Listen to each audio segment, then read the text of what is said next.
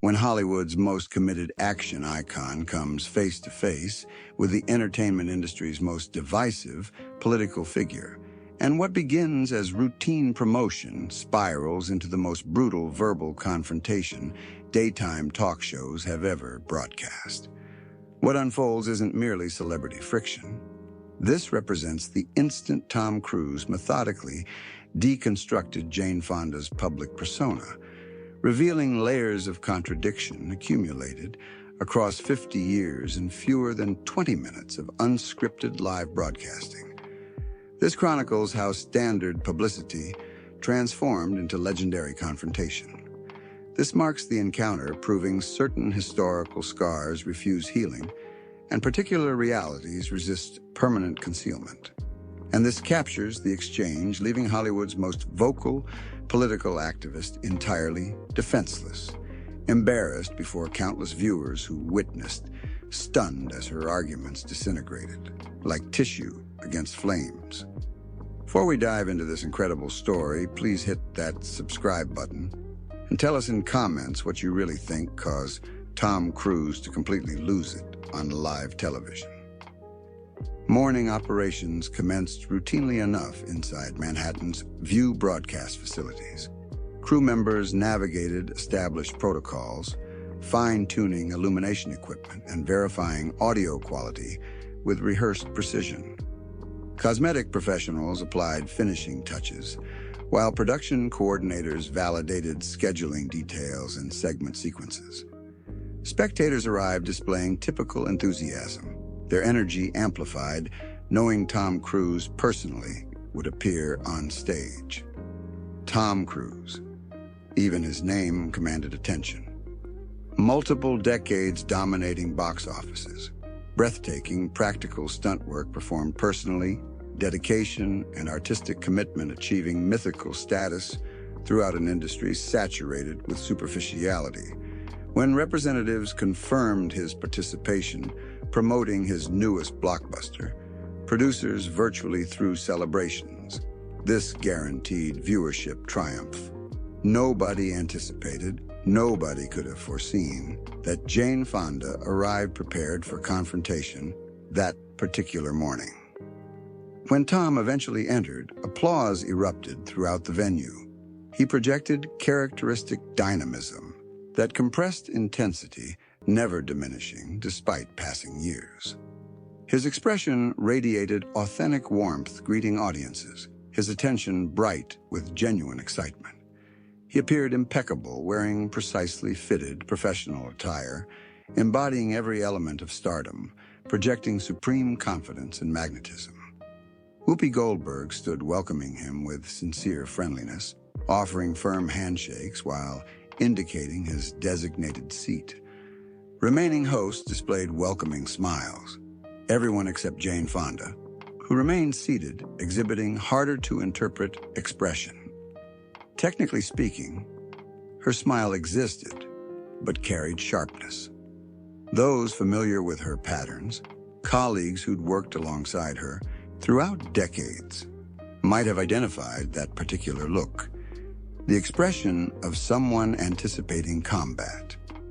Tom Cruise, welcome joining us today, Whoopi declared with unmistakable pleasure. Such genuine delight having you here among us. Appreciate this invitation tremendously, Tom responded, trademark focus evident throughout his greeting. Always enjoy being here with everyone. This program radiates incredible atmosphere.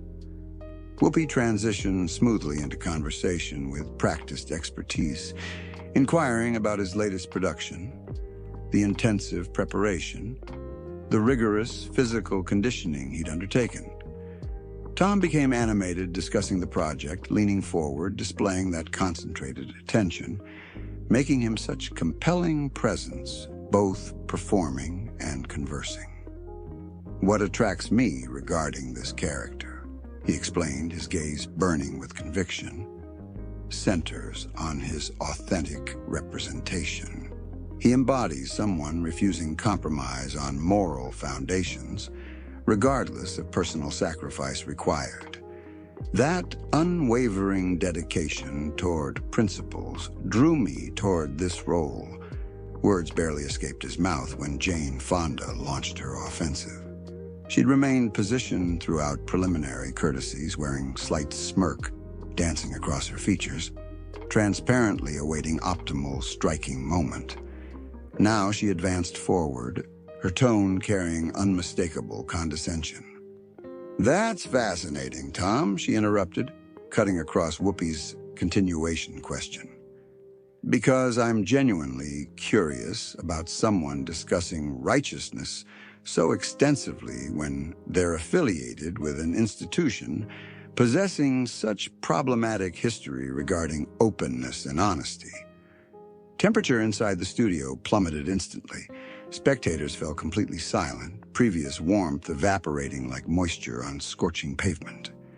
Camera technicians exchanged rapid glances, recognizing something momentous approached. Tom's demeanor shifted.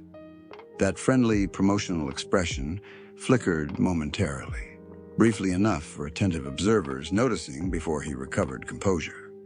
But anyone truly understanding Tom Cruise, anyone familiar with his intensity, recognized that specific expression forming. Situations were approaching critical territory, rapidly. Whoopi attempted intervention, her hosting instincts activating to redirect before complete derailment. "Well, let's discuss the remarkable action choreography throughout the film," she offered, her voice carrying forced brightness. "I understand you executed all your own—" "No, I believe this matters," Jane interrupted, her self-assured tone strengthening, gaining confidence. "I believe we require this discussion. Here sits someone presenting himself as this patriotic champion on screen, yet personally he's profoundly connected with an institution that former participants have characterized as domineering, coercive, potentially harmful.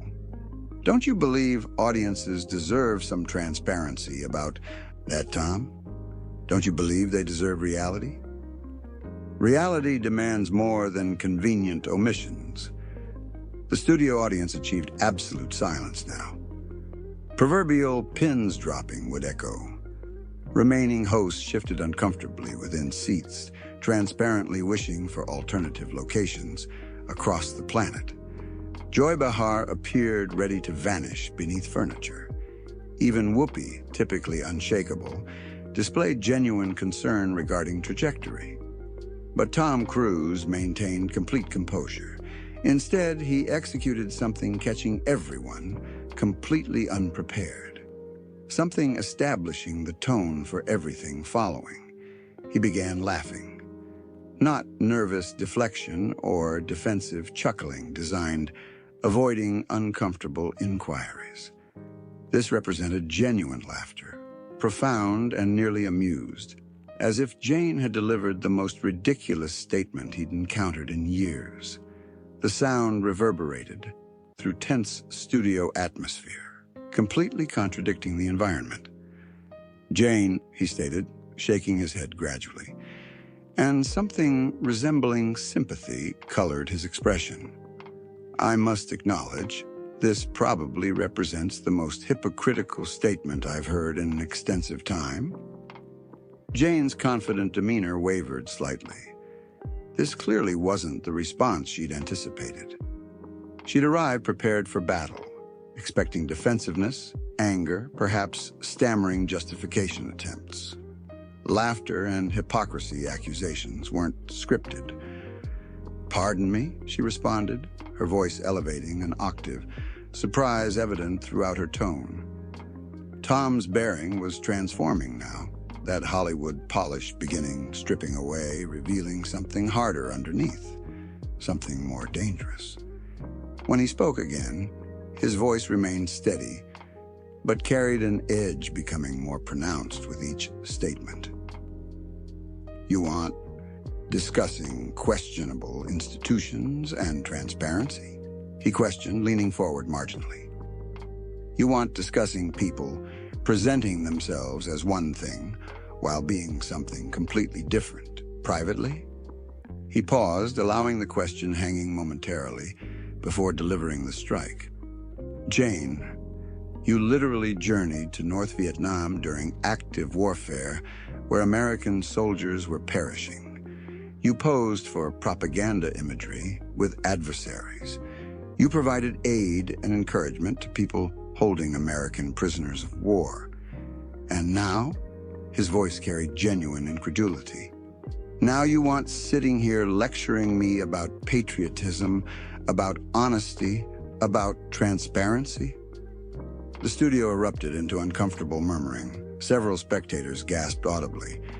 Jane's complexion went pale, then flushed deep crimson. She opened her mouth, closed it, then reopened it like someone desperately searching for words refusing arrival.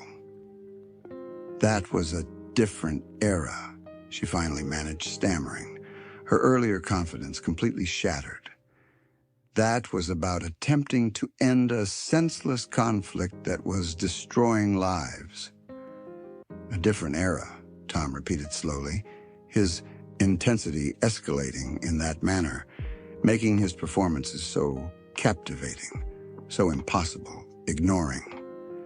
Jane, those weren't merely statistics in newspapers. Those were actual people, real families losing sons and daughters and brothers and fathers while you were providing encouragement to people shooting at them.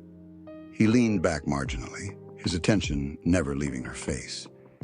And you want questioning my character? Joy BR attempted, desperately intervening, her voice weak and uncertain. Maybe we should all just step back here, she suggested, looking around at remaining hosts for support. Maybe we can... But the train had already departed the station, accelerating with every passing second, and no stopping it now. Jane Fonda, clearly feeling cornered, did what cornered creatures often do. She attacked harder. At least I possessed the courage, standing up for what I believed in, she shot back, her voice getting sharper, more desperate.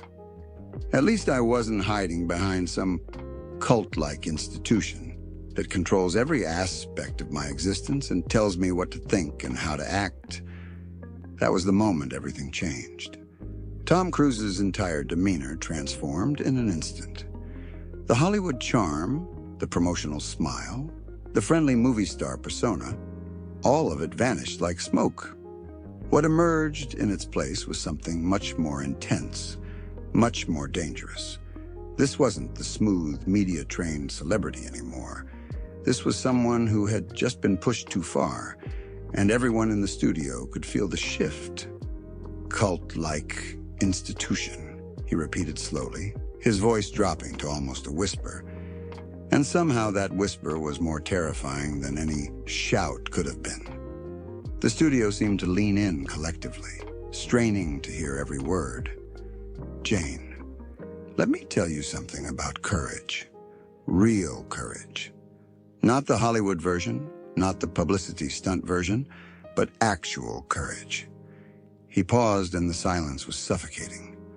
Courage isn't flying to enemy territory for a photo opportunity that you know will get you on the front page of every newspaper worldwide. Courage isn't grandstanding for cameras, while real heroes are dying in rice paddies.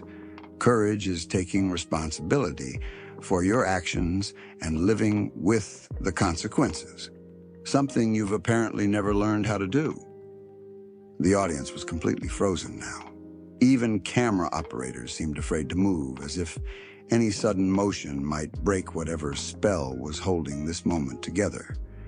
This had gone from a simple promotional interview to something much more intense, much more personal, much more real than anyone had anticipated. Jane tried desperately regaining control of the situation, to wrestle back some moral high ground she thought she occupied just minutes ago. I'm not going to sit here and be lectured by someone who, she began, her voice shaking slightly. But Tom cut her off mid-sentence with the precision of a surgeon's scalpel. No, Jane. You're going to sit there and listen, Because for once in your life, someone is going to tell you the truth without worrying about your feelings or your reputation or your carefully constructed public image. His voice was rising now, that famous intensity building like a pressure cooker about to explode. Every eye in the studio was locked on him, captivated by the raw emotion, the unfiltered honesty pouring out. You want to talk about organizations? Fine. Let's talk about how you've spent decades lecturing everyone else about morality and ethics and doing the right thing while conveniently forgetting your own mistakes, while conveniently glossing over the things you did that actually hurt real people. The words hit Jane like physical blows.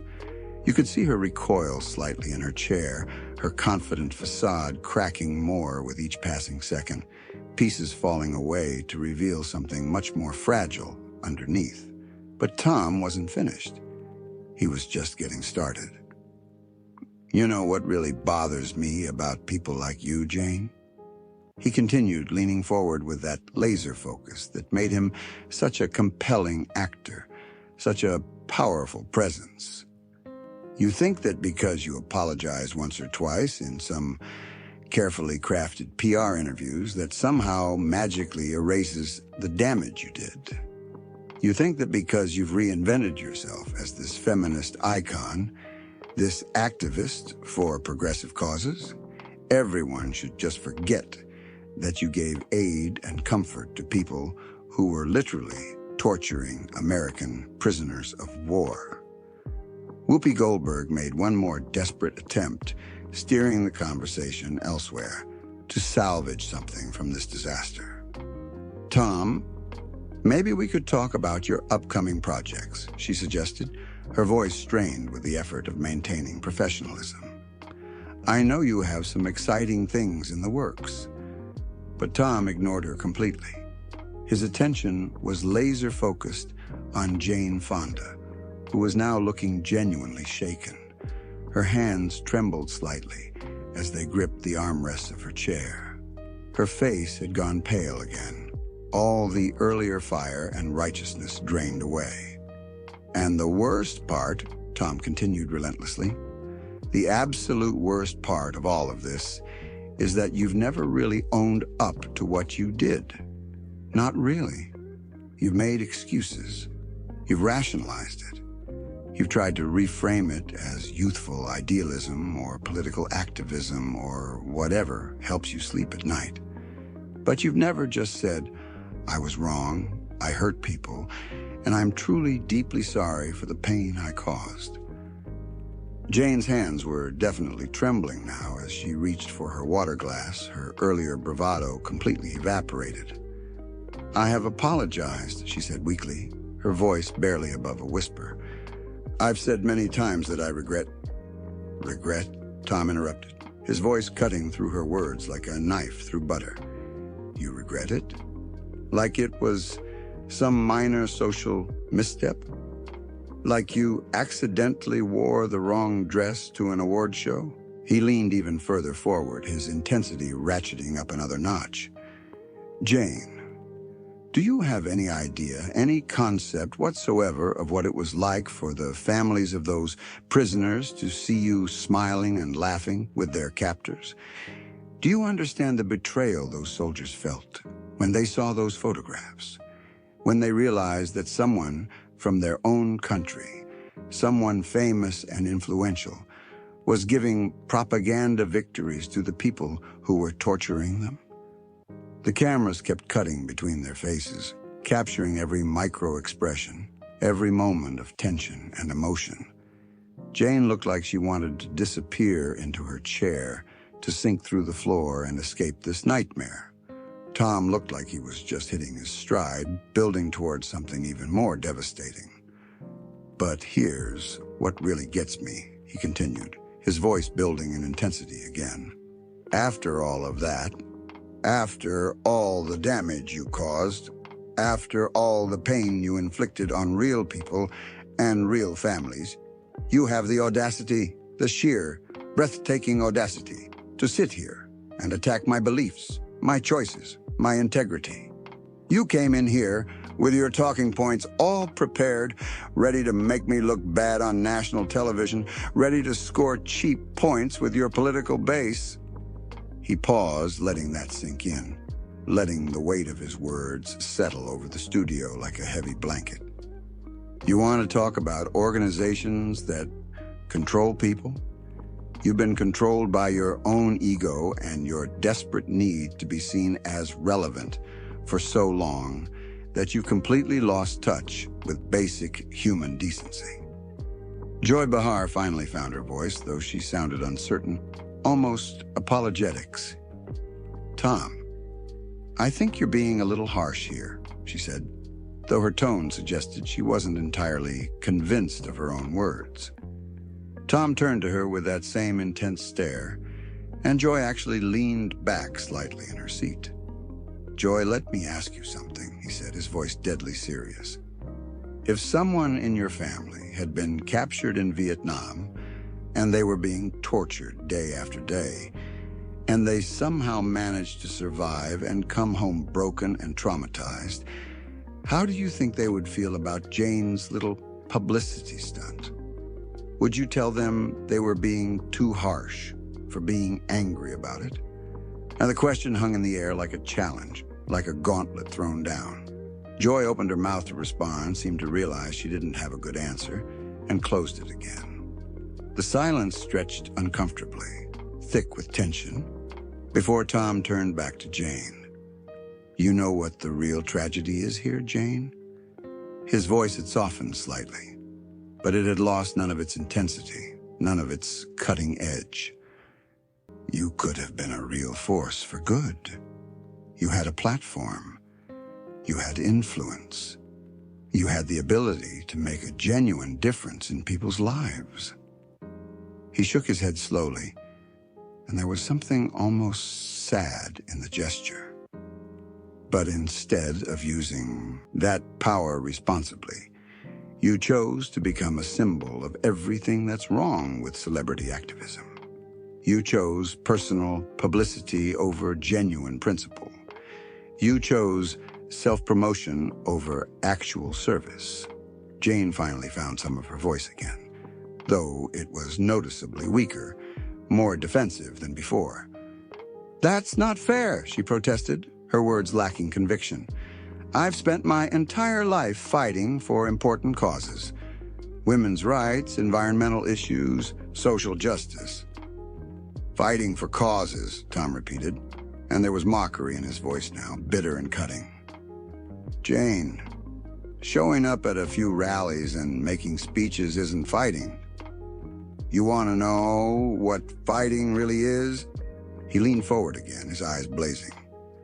"Fighting is what those guys were doing when they were getting shot at in the jungle while you were posing for pictures with the people shooting at them.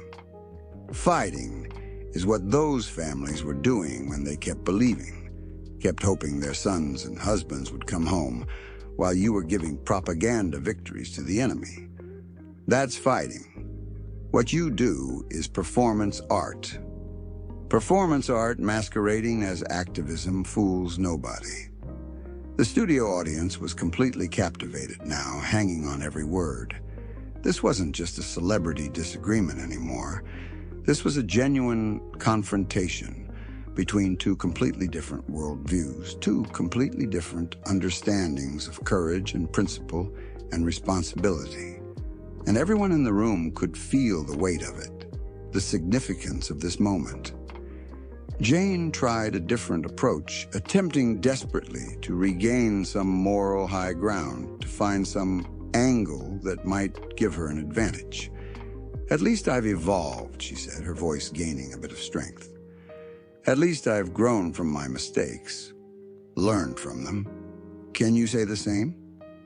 Are you going to sit there and tell me that your organization hasn't made any mistakes? That there aren't people who have been hurt by it?" It was a desperate move, trying to redirect the conversation back to Tom's beliefs, back to the attack she'd originally planned. But Tom was ready for it. In fact, He seemed almost pleased that she had brought it up again, as if she'd just handed him exactly the opening he needed. You want to talk about evolution, Jane? Let me tell you about real evolution, about genuine growth. His voice was getting stronger, more passionate, more intense with each word.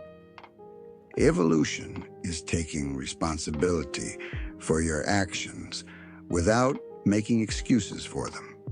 Evolution is admitting when you're wrong without trying to justify why you were wrong in the first place.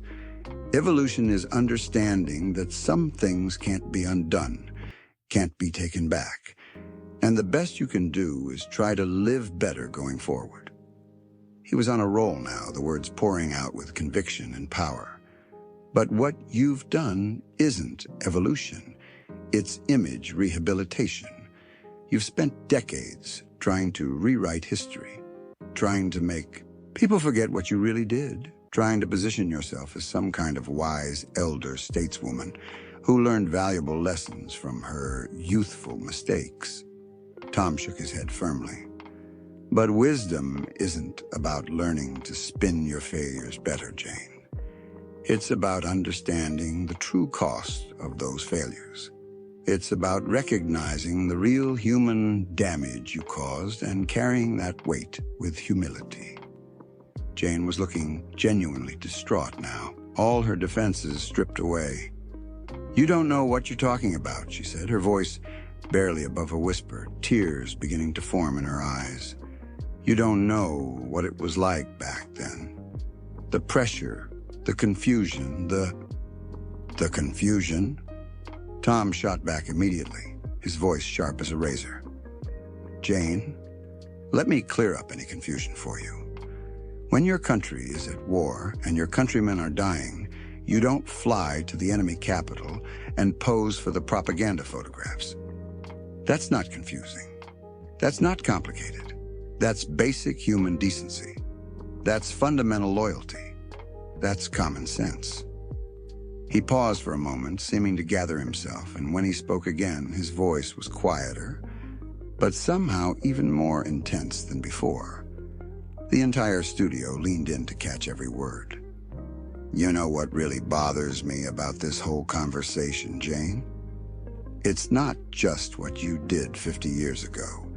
It's how you've handled it ever since. You've made an entire career out of being the victim. Poor Jane. She was young and idealistic. Poor Jane. She was manipulated by the anti-war movement. Poor Jane. Everyone was so mean to her when she was just trying to help end a terrible war." Jane's face had gone completely white. Her lips trembled slightly as she tried to form words. "That's not she started weakly. But Tom wasn't finished. "But here's the truth that you've never been willing to face, that you've spent decades running from. You weren't a victim in Vietnam, Jane. Those prisoners were victims. Those families waiting at home were victims. Those soldiers who came back to find out that a Hollywood actress had been giving propaganda victories to their captors. They were victims." He leaned back slightly, his eyes never leaving her face. "You? You were just someone who made a choice and didn't want to deal with the consequences, and you've been making excuses for that choice ever since." The silence in the studio was deafening. Camera operators stood frozen at their positions, afraid that any movement might somehow break this moment.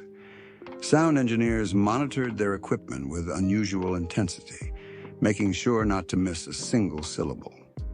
Everyone understood they were witnessing something extraordinary, something that would be talked about for years. "And now," Tom continued, his voice building again like a wave gathering strength, "decades later, you want to sit here and lecture me about making questionable choices. You want to question my integrity, my judgment, my beliefs." He shook his head slowly, and there was something almost like wonder in his expression. Wonder at the sheer audacity of what Jane had attempted. "Jane, You have spent more time trying to rehabilitate your image than you ever spent actually considering the real damage you caused to real people. You've become a professional victim, playing that role so well and for so long that you've convinced yourself it's true. And somehow that's supposed to give you the moral authority to judge other people? Jane tried one more time to mount some kind of defense, to salvage something from this complete disaster. I was trying to end a war that was killing people, she said desperately, her voice breaking. I was trying to bring attention to something that was fundamentally wrong. No, Tom said firmly, cutting her off with absolute certainty. You were trying to get attention, period. If you really wanted to end the war, there were 1,000 different ways to do that without giving aid and comfort to the enemy. You could have protested at home. You could have lobbied Congress. You could have used your celebrity to raise awareness without traveling to Hanoi and posing for photographs. He leaned forward again, his eyes boring into hers.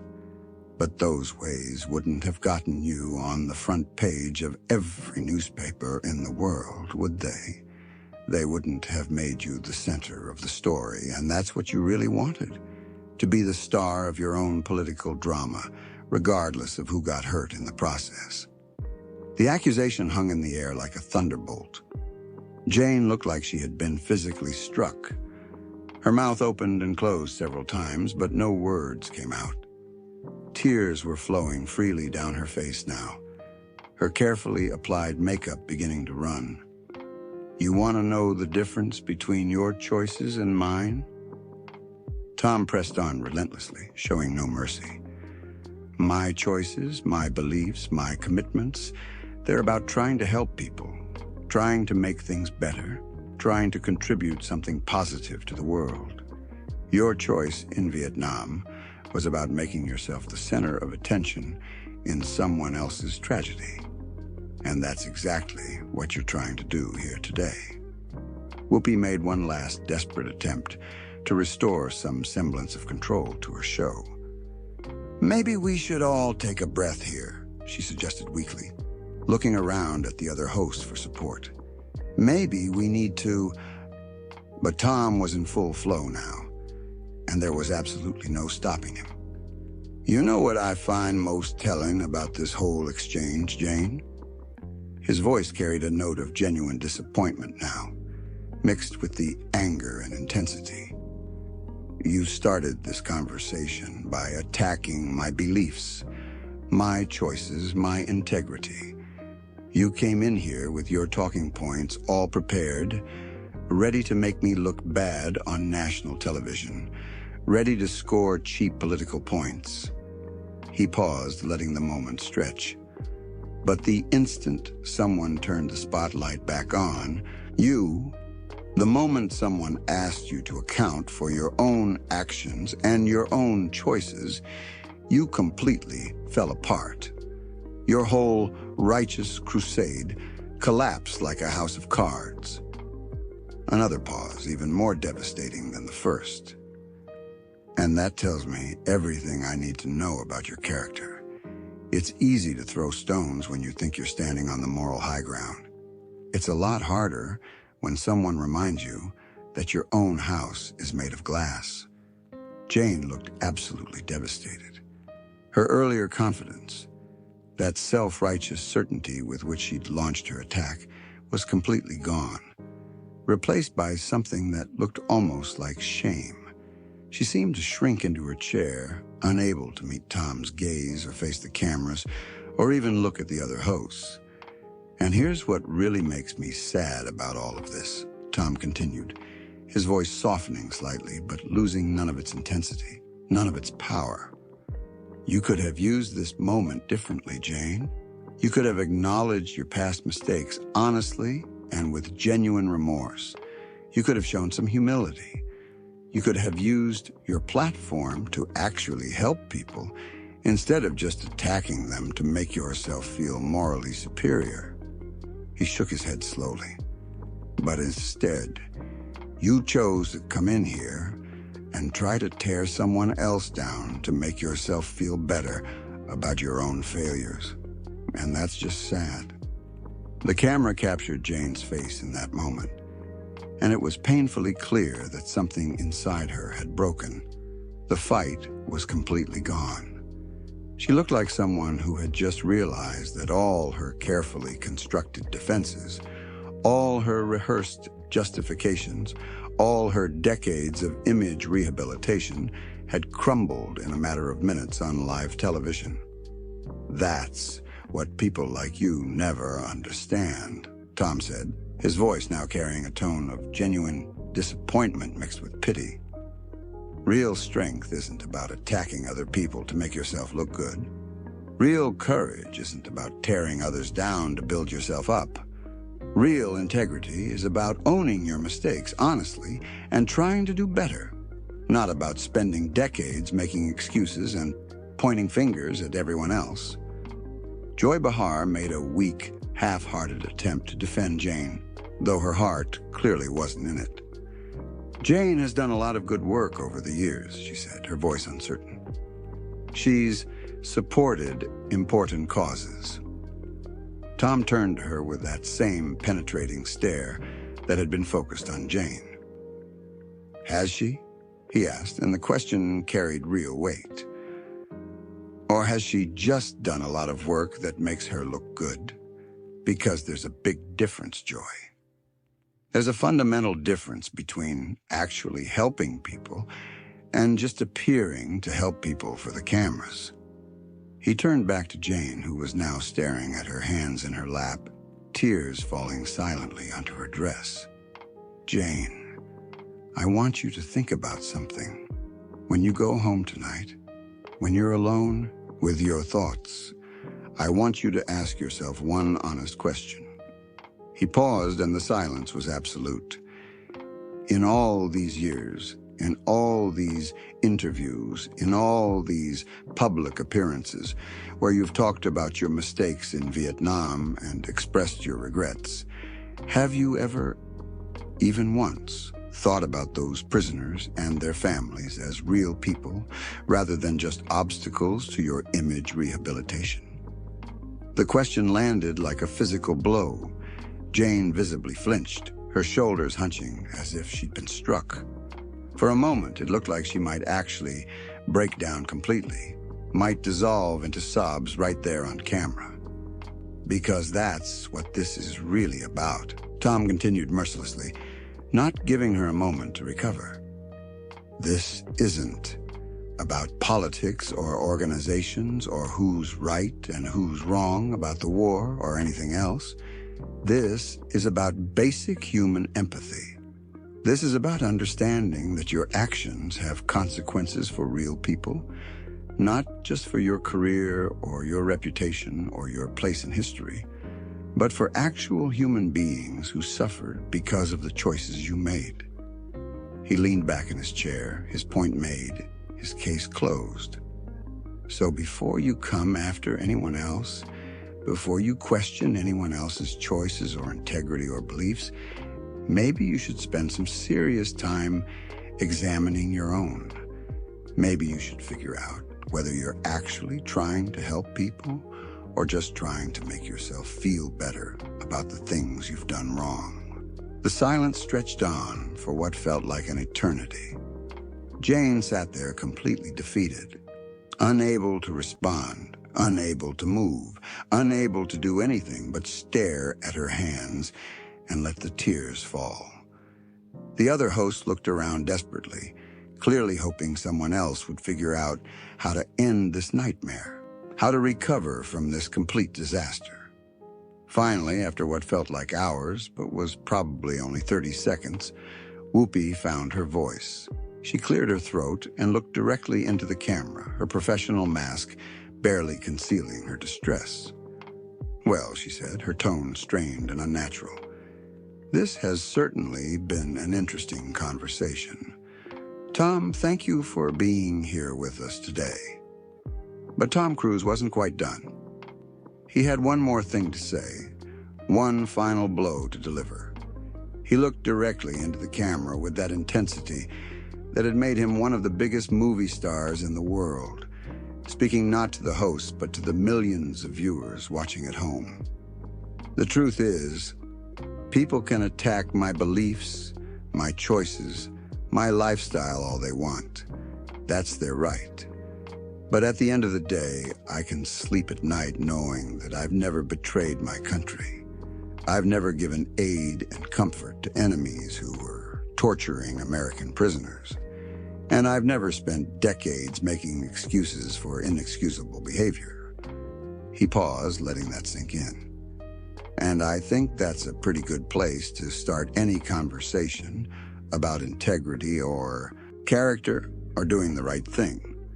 With that, he stood up smoothly, shook Whoopi's hand with perfect politeness, nodded respectfully to the other hosts, and walked off the set with his head held high, leaving behind what was quite possibly the most uncomfortable, most devastating moment in daytime television history. Jane Fonda sat there for a few more seconds, still staring at her hands, tears continuing to fall. Finally, she looked up at the camera with an expression of complete and utter defeat.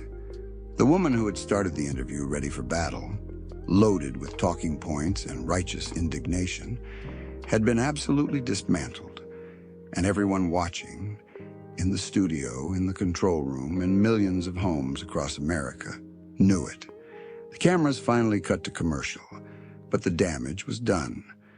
The moment was captured forever, preserved in high definition for anyone who wanted to see what happens when someone tries to attack one of Hollywood's most intense, most prepared performers and discovers too late that they brought a knife to a gunfight.